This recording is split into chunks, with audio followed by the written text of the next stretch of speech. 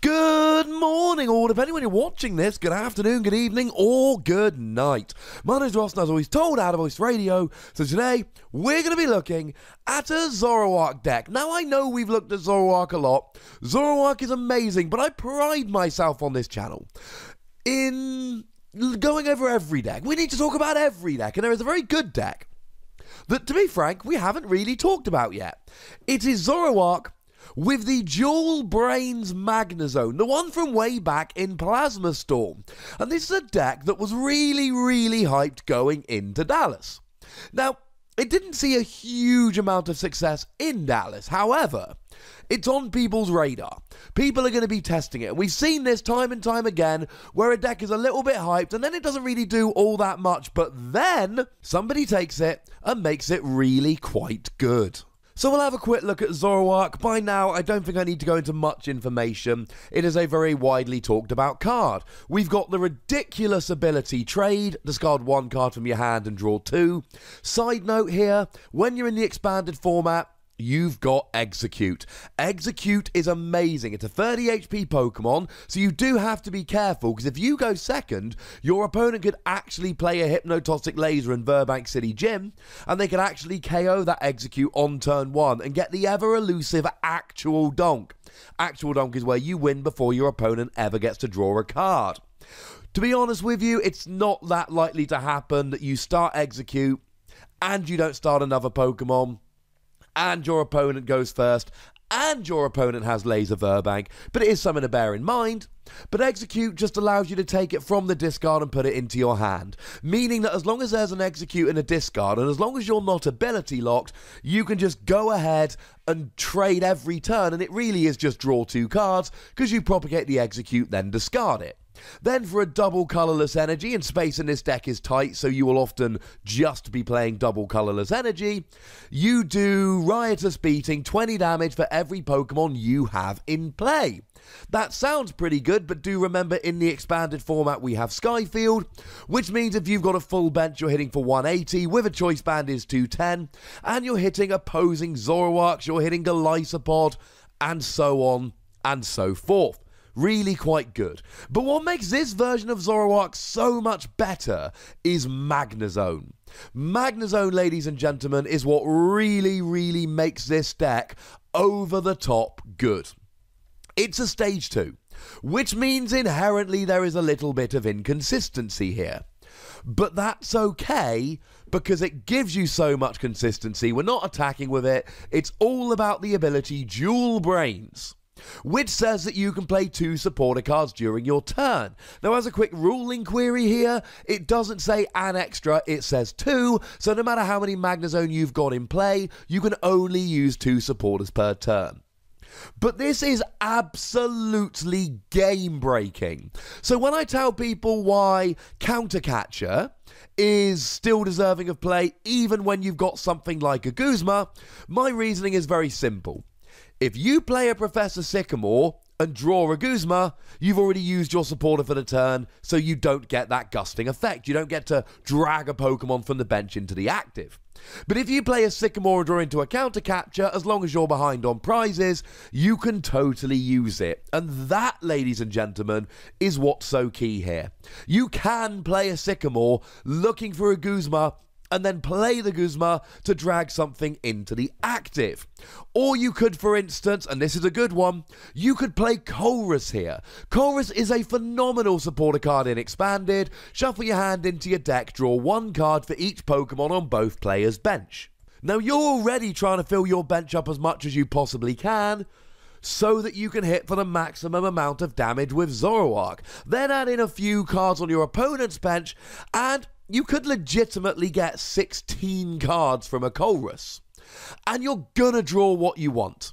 You are absolutely gonna draw what you want from a 16-card Colress. Now, what you want very may well be a Guzma, but that's okay, because you've got Magnezone and can use Dual Brains. And that is why, in a nutshell, if you want one quick why this is such a good deck, you can dig for a supporter and then play it. The other big one in decks like Zoroark is Ace Roller. Ace Roller allows you to pick up a damaged Pokemon and put it and all cards attached to it into your hand. You pick up a Zoroark, Then you promote a new Zorua, evolve into Zoroark, add a double colourless energy, which you'll have in your hand because you just picked it up with Ace Roller, and you are off and you are absolutely ready and raring to go. It's amazing. And it really is a combination of Colress or Sycamore with something like Guzma or Ace Roller that makes this deck so good. There are a couple of other supporter cards that we really do need to mention here though, because this is a deck that takes advantage of supporters like no other. How about Hex Maniac? Really big in the expanded format, gone away from the standard format. You play Hex Maniac and your opponent has one turn without abilities. In the mirror match, this is absolutely huge. You stop your opponent using trade, you stop your opponent using execute, and you can still use another supporter as well. You can use a Guzma to KO their only good Pokemon, and then Hex Maniac so they can't use something like a Shaman to draw more cards and set up the following turn. Or you could play something like a Colress to search for the Hex Maniac so that it's so much more likely that you will draw into it. How about something like Karen? Karen is an amazing card, which is good against Night March. Night March is a card, or a deck I should say, revolving around Pokemon like Pumpkaboo and Joltik, whereby you want to get as many Night Marchers in your discard as you can because you do 20 damage for each Night Marcher in your discard. So Karen comes along here and forces your opponent to shuffle all their Pokemon into their deck, and so do you, but for you it ends up as a recovery card and it's lovely. Usually Karen's a pain because you need to find a turn to use it where you don't need a Guzma to KO a bench Pokemon, and you don't need an Ace Roller to heal, and you don't need a Hex Maniac, and so on and so forth. Not the case when you're playing Magnezone. I mean, you could here legitimately play a Karen and then play a Hex Maniac so that all their Pokemon are back in their deck and they can't use something like, for instance, a Shaman to start setting up. And of course, if you're playing with Zoroark, you're probably really worried about your opponent using Marshadow to hit you for weakness, so you just play Hex Maniac and then Marshadow definitely doesn't have an ability the following turn. And the other supporter which has to be mentioned in Expanded because it's really good is Getsis. Getsis is amazing. Getsis is a really good turn 1 card. You go first. You use Tapu Lele to search out a Getsis. It means that your opponent has to reveal all the item cards in their hand. They shuffle them back into their deck, and you draw 1 card for each card that they shuffle back in. Sounds like fun? Of course it does. Biggest problem with Getsis is you might not draw many cards. It's one of those cards, kind of like Karen, where sometimes you can really slow your opponent down nicely, but you don't get to go ahead. But that's okay, because you can still play a Colress directly afterwards now. It means you can take a chance on a mid-game Getsis, safe in the knowledge that even if it wasn't the best one to play, even if your opponent has no cards in their hand, you can still take advantage. And I should really point out Versus Seeker here. Versus Seeker is amazing. It lets you just take a supporter card from the discard. In a deck like this that really wants to play a number of different supporters, because they can play 2 a turn, because they can really use them to their advantage, Versus Seeker becomes amazing because it lets you choose which supporter you want and then go nuts with it, although hopefully they're all nice in the process. And I do need to give a quick shout out here to Mallow. Now, Mallow's a weird one, because it allows you to just search your deck for 2 cards, put them on top of your deck.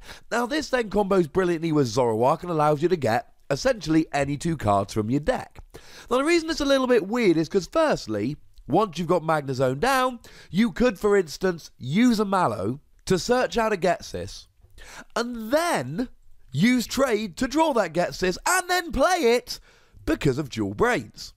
But the other thing that's so good about Mallow is you can actually use this to get your Magnezone. Play a Mallow, grab a Rare Candy and Magnezone on top of your deck, and then draw into them using trade. Mallow and trade we've talked about before, it's a great combo, but being able to either use Mallow to get your Magnezone in play, or use it to search for a supporter card that you could then immediately play because of Magnezone, that makes it a pretty gosh darn good card.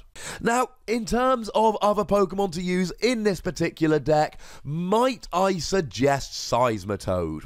You're already playing double colourless energy, and Night March is still a rough matchup, so you combine Karen with Seismitoad. They've got no Pokemon left in their discard. Seismitoad's Quaking Punch blocks off their items, and at that point they've probably lost the game. I mean, you could potentially here use a Karen to get all of their Pokemon back in their deck, then play a Hex Maniac to turn off their abilities, then start using Quaking Punch, and at that stage your opponent has no abilities, they're hitting for 0 damage, and they are item locked as well, which is hilarious.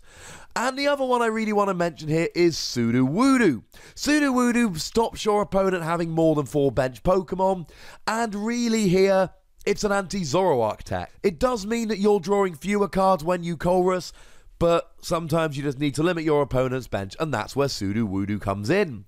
This deck has more of a setup than a lot of decks do, and that's a bit of a pain. You're essentially teching in a stage 2, which, as previously mentioned, is a little bit of a pain, but I don't really care. Because to be perfectly honest with you, ladies and gentlemen, when you set up, when you get Dual Brains going, it's so gosh darn good that you've just got to get on board and absolutely love it. But as always, as with all of these kind of videos, I want to hear from you guys in the comment section, so go nuts, but be nice. Make sure you like this video, subscribe to this channel, follow me on Twitter at TheWossy, and Twitch for some live action at twitch.tv/PTCGRadio.